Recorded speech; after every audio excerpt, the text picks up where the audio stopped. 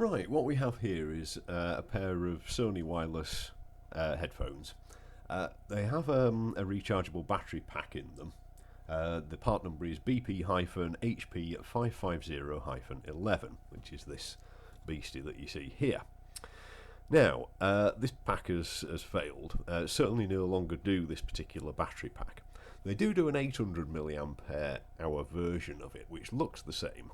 But you can see there's a slot in the back of this, and there is a plastic moulding in the compartment which goes into the slot. And I believe on the 800 milliamp hour version there's like a bridge, plastic bridge, across that slot, so it won't physically go in unless you chop the bridge out.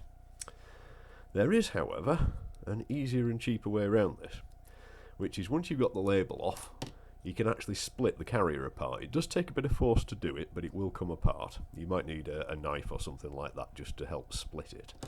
So we take the Sony cells out, and I've got some any-loop lights here, which I'm going to pop in, which are also nickel metal hydride rechargeables, and we're going to pop those in the carrier. Now, when you actually compare the cells, you'll notice, I don't know if it's very clear in here, that the Sony cell is slightly shorter in length and with a longer positive terminal than the AAA batteries.